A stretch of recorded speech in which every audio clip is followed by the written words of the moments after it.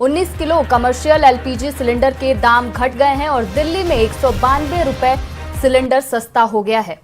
तो बड़ी खबर है, देखिए आज से कमर्शियल सिलेंडर की जो नई कीमतें हैं वो लागू। कमर्शियल एलपीजी सिलेंडर सस्ता हुआ है। एक बड़ी खबर इस वक्त आपको बता रहे हैं, 19 किलो कमर्शियल एलपीजी सिलेंडर के जो दाम है वो घट चुके हैं। दिल्ली में 192 रुपए सस्ता सिलेंडर हुआ है और आज से कमर्शियल सिलेंडर की जो नई कीमतें हैं वो भी लागू हो जाएंगी।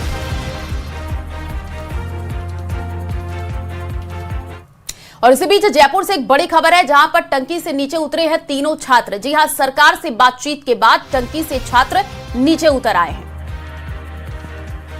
तो विरोध कर रहे छात्रों ने अनशन भी तोड़ा है। सरकार से 3 बातों पर सहमति बनने का दावा है। नेता प्रतिपक्ष टीकाराम जूली मौके पर मौजूद रहे और समझौते के बाद आंदोलनकारी छात्रों ने धरना खत्म कर दिया है। 10 सदस्य वाली डेलीगेशन से मुलाकात के बाद छात्र संघ चुनाव की बात रखेंगे। कल सीएम भजनलाल से छात्रों के डेलीगेशन की मुलाकात होगी और सहमति के बाद तीनों छात्र टंकी से नीचे उतर आए हैं। सरकार से बातचीत के बाद ये तीनों छात्र नीचे उतरे हैं और अनशन भी अपना तोड़ दिया है।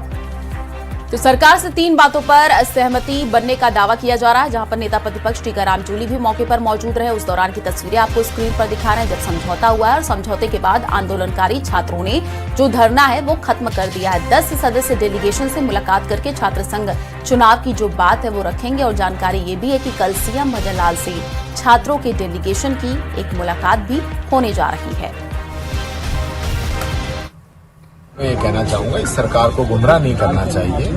जो चुनाव बंद हुए वो बंद नहीं हुए थे, पोस्टपोन्ड हुए थे हमारे समय में, क्योंकि आचार संहिता एकदम लग गई थी और 1-1.5 महीना ही उसमें बाकी था।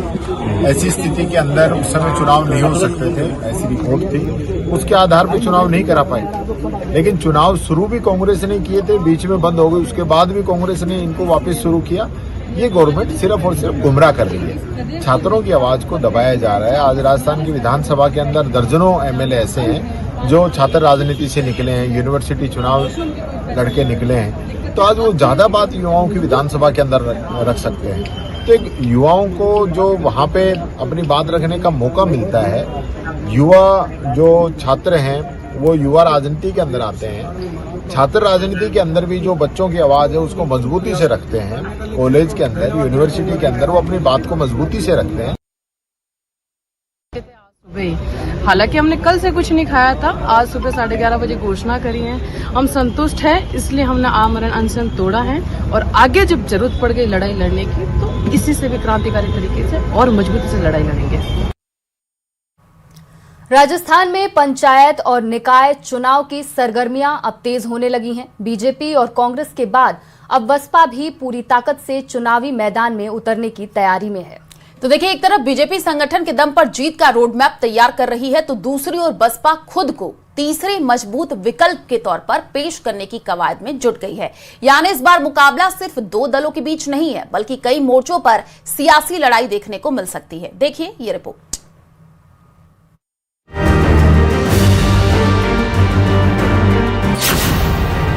संगठन, रणनीति और सियासी ताकत। स्थानीय चुनाव में सियासी जंग बढ़ी।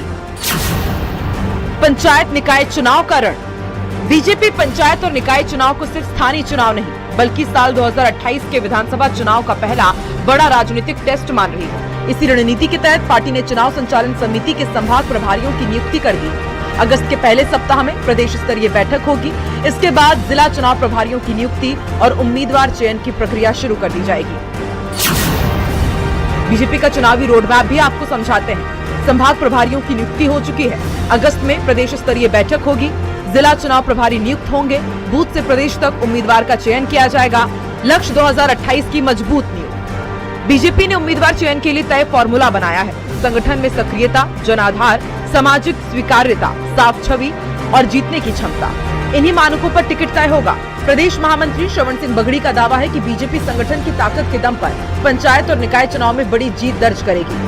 संभाग की जो चुनाव संचालन समिति बन चुकी है, हमारी घोषणा हो चुकी है, वो संचालन समिति सभी संभागों के अंदर जा भी रही है। पूरी तैयारियां किस प्रकार से हमें जिले के अंदर तैयारी करनी है, किस प्रकार से विधानसभाओं में तैयारी करनी है, वो संचालन समिति अपना काम करेगी और आने वाले समय में और भी जहां आवश्यकता होगी, चाहे प्रभारी के नाते हो, चाहे वार्डों में हो, चाहे पंचायत समिति में हो, चाहे जिले में हो, वो भी शीघ्र ही जो जिस प्रकार से चुनाव की घोषणा होगी उस प्रकार से जो प्रभारी लगाने वो भी हमारा शीर्ष नेतृत्व जो पार्टी है वो निश्चित रूप से लगाएगी। बाकी भारतीय जनता पार्टी की तरफ से, हमारी संगठन की तरफ से पूरी तैयारी है।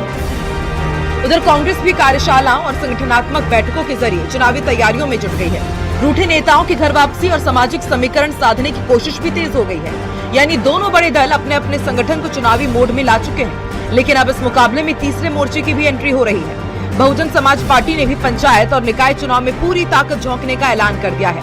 23 अगस्त को जयपुर के बिरला सभागार में कार्यकर्ता महासम्मेलन होगा, जिसमें बसपा के राष्ट्रीय संयोजक आकाश आनंद कार्यकर्ताओं को चुनावी मंत्र देंगे।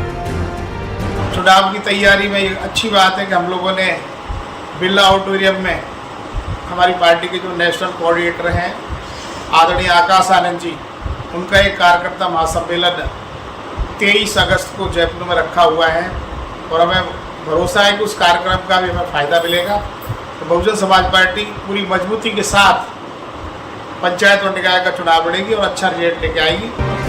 इधर बीजेपी संगठन के दम पर चुनावी बढ़त की रणनीति बना रही है। कांग्रेस अपने पुराने जनाधार को मजबूत करने में जुटी है और अब बसपा भी तीसरी ताकत बनने का दावा कर रही है। यानी पंचायत और निकाय चुनाव भले ही स्थानीय हो, लेकिन इनका असर प्रदेश की बड़ी राजनीति पर साफ दिखाई देगा, क्योंकि साल 2026 का ये चुनाव साल 2028 के विधानसभा चुनाव की पहली सियासी तस्वीर भी तय करेगा। जयपुर से सुधीर शर्मा की रिपोर्ट, न्यूज 18 के लिए।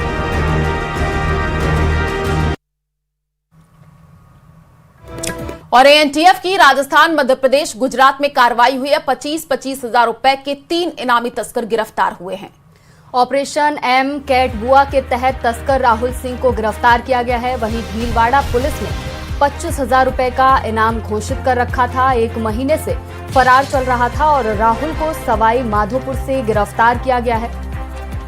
तो बड़ी खबर है, ऑपरेशन सौम्यकूल के तहत तस्कर सोहल खान गिरफ्तार हुआ है। फलौदी पुलिस ने घोषित किया था 25,000 रुपए का इनाम। 2 साल से फरार आरोपी सोहल खान को इंदौर से दबोचा गया है। ऑपरेशन गुंज संठार के तहत तस्कर ठाकर रमणलाल गिरफ्तार हुआ है। वहीं दौसा पुलिस ने इस पर 25,000 रुपए का इनाम घोषित कर रखा था और 1 साल से आरोपी रमणलाल गुजरात के पाटन से गिरफ्तार हुआ है। 1 साल से फरार चल रहा था। एएनटीएफ के आईजी विकास कुमार ने ये पूरी जानकारी दी है।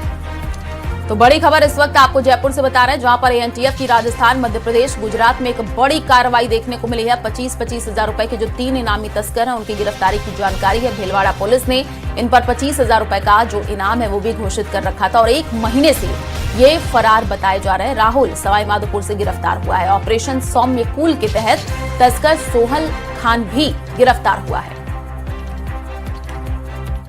राज्यों राजस्थान, मध्य प्रदेश और गुजरात में एएनटीएफ ने 3 लगातार धमाके करके 75,000 रुपए के इनामी 3 बड़े तस्करों को दबोचने में 1 साल सफलता अर्जित की है।